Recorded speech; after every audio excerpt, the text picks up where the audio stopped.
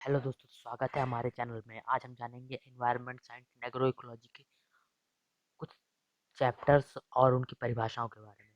तो सबसे पहले चलते हैं एग्रो इकोलॉजी पे। एग्रो इकोलॉजी की परिभाषा है कृषि पारिस्थितिकी तंत्र, एक एकीकृत दृष्टिकोण है जो खाद्य और कृषि प्रणाली के उपयोग और प्रबंधन के लिए पारिस्थितिक और सामाजिक अवधारणाओं के सिद्धांतों को लागू करता है। यानी कृषि पारिस्थितिकी तंत्र एक ऐसा का तंत्र है जिसके अंतर्गत सामाजिक अवधारणाओं और परिस्थिति के साथ में लेकर कृषि के कार्य को आगे बढ़ाते हैं। ठीक है, तो इसी के आगे हम जानते हैं पर्यावरण की परिभाषा को। हमारे आसपास के सजीव तन्य जीव घटकों के समावेश से बने तंत्र को पर्यावरण कहते हैं। इकोलॉजी इकोलॉजी शब्द दो ग्रीक शब्दों से मिलकर बनता है। ऑकुस ऑकुस का अंतर घर के चारों ओर, ठीक है, और लॉगस का अध्ययन यानी घर घर के चारों ओर का अध्ययन क्या कहलाता है? इकोलॉजी कहलाता है। सर्वप्रथम इसका जर्मन वैज्ञानिक फॉरेस्ट हैकल की किताब जेंटेले मार्फोलॉजी डायऑर्गेनिज्म में किया गया था। फादर ऑफ इकोलॉजी ओडम कहलाते हैं। Indian father of ecology Ramdeo Mishra है। इकोसिस्टम का सर्वप्रथम प्रयोग जे एजी स्टेंसेले ने 1935 में किया था। डेफिनेशन ऑफ इकोलॉजी जीवों का वितरण था उनकी बाहुल्यता का निर्धारण करती है। इकोलॉजी जिसका ये थी रामदेव मिश्र की परिभाषा, और हमारे आसपास के जीवित तथा अजैविक घटकों से निर्मित पारिस्थितिक तंत्र कहलाता है। ये थी ओडम की परिभाषा। इकोसिस्टम जीव समुदाय एवं उनके पर्यावरण से मिलकर एक कार्यात्मक आधारभूत इकाई बनाते हैं जिसे इकोसिस्टम कहते हैं। ठीक है, तो ब्रांचेस ऑफ इकोलॉजी है लेमेनोलॉजी सर्वविज्ञान अलवणीय झील ताल एवं उसमें वास करने वाले जीवों का अध्ययन करते हैं। एवियन इकोलॉजी में पक्षियों की परिस्थिति का अध्ययन करते हैं। प्लांट्स ऐसे सभी पदार्थ जो उद्योगों के उपजात रूप में उत्पन्न होते हैं तथा वातावरण मिल जाते हैं प्रदूषक कहलाते हैं। प्रदूषक दो प्रकार हैं, डाइजेबल यानी ऐसे पदार्थ जो कि वातावरण में समाप्त हो जाते हैं।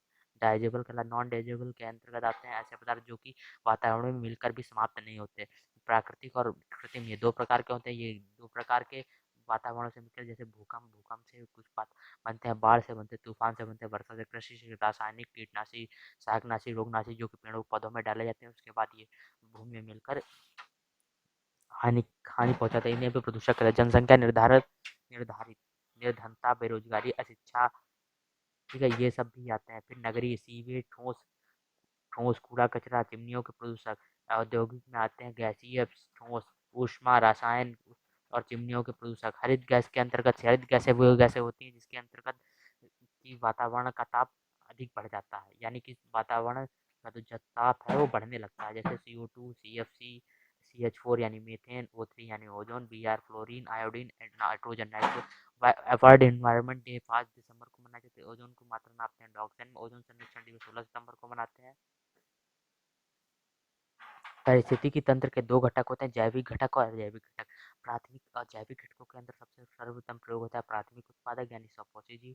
उपभोक्ता के अंदर तीन प्रकार के उपभोक्ता होते हैं। प्रथम उपभोक्ता यानी शाकाहारी, द्वितीय उपभोक्ता यानी मांसाहारी, तृतीय उपभोक्ता यानी सर्वाहारी। इसके अंतर्गत एक अलग प्रकार का पाए जाते हैं जिन्हें मृतपोषी जीव कहते हैं, जो मृत जीवों से अपना भोजन प्राप्त करते हैं। इसी के अंतर्गत ऊर्जा विभिन्न प्रकार की ऊर्जा के सभी ऊर्जा अजैविक घटकों के अंदर सबसे सर्वप्रथम ऊर्जा होती है जो सभी में विद्यमान होती है। उसके उसके बाद आती है वर्षा, वर्षा के बाद तापमान, तापमान के बाद वायुमंडल, वायुमंडल के बाद यौगिक, यौगिक के बाद कार्बनिक, अकार्बनिक यौगिक। मानव निर्मित परिस्थिति तंत्र खेत तालाब जो सौर ऊर्जा से बनकर बनते हैं। नगरीय औद्योगिक जीवाश्म ऊर्जा का अधिक प्रयोग किया जाता है। प्रस्तुत कार्यों का अध्ययन निम्न प्रकार करते हैं। एक रूपता सिद्धांत, इस सिद्धांत के अनुसार किन्हीं दो पारिस्थितिक तंत्र में एक रूपता पाई जाती है, सिर्फ उनका परिणाम तीव्रता आवृत्ति बदलती है। ऊर्जा प्रवाह का नियम लिंडमैन ने दिया 1942 में दिया। जीवों की एक विशेष पोषण स्तर पर प्राप्त होने वाली ऊर्जा का मात्र 10% ही दूसरे पोषण पोषण तक स्तर तक पहुंचती है, स्थानांतरण के उपलब्ध होता है। इसमें 90% ऊर्जा का क्षय हो जाता है। जैसे देखते हैं इस चार्ट के इस इसके अंतर्गत दिखाया गया, जैसे कि सूरज जो कि 1000 मात्रा मिलती है, इसका 10% ही पौधों तक पहुंचता है, और शाकाहारी जीवों तक 100% का भी 10% पहुंचता है। इससे हमको पता लगता है कि ऊर्जा संरक्षण का नियम। इसी के अंतर्गत अभी हम पिरामिड भी जानेंगे, आगे चलकर हम पिरामिड भी जानेंगे ऊर्जा का। और अगले पे चलते हैं आत्मनियम। आत्मनियम ये कुछ परिभाषाएं हैं जिनको जानना आवश्यक है। आत्मनियम परिस्थिति तंत्र के संतुलन बनाए रखने की क्षमता आत्मनियमन कहलाती है। संक्रमिका यानी इकोटोन दो परिस्थिति तंत्रों का संगम संक्रमिका कहलाता है, जिसमें जैव विविधता बहुत है, जिसमें आर्द्र आर्द्र क्षेत्र घोषित किया जाता है, यानी झील, झरने जो पाए जाते हैं उनके अंतर्गत ये बहुत अधिक होते हैं। निकेत पर्यावरण में किसी भी प्रणाली को कार्यावास लक्षण निकेत कहलाता है। बायोम जब एक समान जलवायु के कुछ जीव अपनी चरम सीमा पर होते हैं तथा कुछ जीव अपना अनुक्रमण यानी अपनी जनसंख्या बढ़ा रहे होते हैं, फिर भी एक साथ रहते हैं, इसे बायोम कहते हैं। इसको हम बहुत सी जंगल में देख सकते हैं, जैसे कि कुछ जीव भेड़ बकरी आदि की जनसंख्या अधिक होती है, परंतु कुछ जीवों की मात्रा कम होती है, फिर भी वे अपनी जनसंख्या बढ़ाने के साथ साथ उस वातावरण में रहते हैं। तो इसे जीवमंडल बायोम के समूह को जैवमंडल कहते हैं तथा इसमें बायोमों के समूह को जैवमंडल कहते हैं। इसमें जीवन का अंग होना आवश्यक होता है। आज हम जानते हैं जैवमंडल का। जैवमंडल यानी कि मतलब होता है कि जो स्थल मंडल, जल मंडल और वायुमंडल तीनों से मिलकर, जो कि तीनों तीनों तीनों मिलकर जो इस तरीके से घेरा बनाते हैं, इसे जैवमंडल बोलते हैं। जैवमंडल के अंदर जीवों की उपस्थित होना आवश्यक है, तभी हम उसको जैवमंडल मानेंगे। ठीक है, तो इसी के तहत पोषण स्तर के अंदर अंत पोषण से जिस स्तर पर जीवित समुदाय द्वारा ऊर्जा उपयोग और संचय होता है एक जीव का, जिस तरह जीवित समुदायों द्वारा ऊर्जा का उपयोग और संचय होता है तो उसे पोषण स्तर कहते हैं। एक जीव का एक से अधिक पोषण स्तर हो सकता है। एकल प्राथमिक उत्पादकता के बारे में हम जानते हैं। किसी परिस्थिति स्तर में उत्पादक स्तर में हरे पौधे सौर ऊर्जा के जिस अनुपात को जैव रासायनिक ऊर्जा में बदलते हैं, इसे सकल प्राथमिक उत्पादकता कहते हैं। अगर हम इसको केमिकल फॉर्म में जानेंगे, जो सूत्र निकलेगा वही क्या होगा, प्रकाश संश्लेषण का सूत्र होगा। भूजैव आवर्धन अधिक से अधिक कार्बनिक पदार्थों का संचय भूजैव आवर्धन कहलाता है। पोषण स्तर तीन प्रकार से निर्धारित किया जाता है। सबसे पहले आता है इसमें खाद्य श्रृंखला, जीव जंतुओं की श्रृंखला जो खाद्य पदार्थों के आधार पर एक दूसरे से संबंधित होते हैं। चारागाह प्रकार की, यानी जिसके अंतर्गत चारा खाने वाले जीवों की श्रृंखला बनाई जाती है, गाय भेड़ बकरी के बाद सियार या शेर इसके अंतर्गत आते हैं। आवास प्रणाली प्रकार की श्रृंखला, आवास का मतलब क्या होता है कि ऐसे जीव जो मृत जीवों पर आश्रित होते हैं उनको आवास प्रकार की श्रृंखला के अंतर्गत रखा गया। खाद्य जाल, भोजन के आधार पर यदि देखा जाए तो खाद्य जाल श्रृंखला के जीवों को दूसरी श्रृंखला के जीवों के साथ भी संबंध होते हैं। जैसे कि शेर क्या है, शेर शिकार को भी खा सकता है और शेर खरगोश को भी खा सकता है। यानी कि देखा जाए तो शेर मांसाहारियों को भी खा रहा है और शाकाहारियों को खा रहा है, जिससे कि खाद्य जाल का निर्माण हो जाता है। ठीक है, इसी तरह पारिस्थितिक पिरामिड सर्वप्रथम सर्वप्रथम प्रयोग ब्रिटिश वैज्ञानिक चार्ल्स एल्टन ने 1972 में किया था। ये तीन प्रकार से संख्या पिरामिड, उल्टा सीधा दोनों प्रकार से संख्या पिरामिड को हम इस प्रकार समझते हैं कि जब पिरामिड जंतुओं की संख्या के आधार पर बनाई जाती है, शेर एक है, बकरी 10 है और सियार 3 है, तो इस प्रकार का पिरामिड बनकर तैयार होता है। ये उल्टा सीधा दोनों प्रकार जय भार यानी कि जो भार के आधार पर बनाया जाता है, जिस तरीके से देखते हैं इसको भी हम देखते हैं, जैसे कि ये उल्टा सीधा भी दो प्रकार का हो जाता है। इसके अंतर्गत भार के आधार पर कभी कभी क्या होता है कि संख्या पौधों अधिक संख्या हम गिन नहीं सकते हैं। जैसे कि हमने मान लिया शेर की संख्या एक दो होते हैं तो गिन लेते हैं, परंतु अगर इसी तरीके से हम भेड़ बकरियों की संख्या गिनने लगे तो हम उनको संपूर्ण रूप से गिन नहीं पाते, इसलिए हम उनके भार के आधार पर उनका पिरामिड बनाते हैं। ये उल्टा सीधा दो प्रकार का मतलब ऊर्जा पिरामिड, ऊर्जा के अंतर्गत हम जानते हैं कि ऊर्जा का 10% ही प्रयोग कर पाते हैं अगला जीव, तो इस तरीके से ऊर्जा का पिरामिड हमेशा सीधा ही बनेगा, वो कभी उल्टा नहीं। उल्टा पिरामिड इस तरीके को बोलते हैं। ठीक है, तो इसी के जरिए हम आगे जानते हैं। ये देखिए संख्या पिरामिड हमने बना के भी दिखा दिया है, ये थोड़ा सा गलत बना है, ठीक है, फिर भी ये ठीक है। ठीक उसी ये कुछ फैक्ट दिए हैं, वो भी पढ़ लेते हैं। वन्य जीव सुरक्षा अधिनियम 1972 में आया।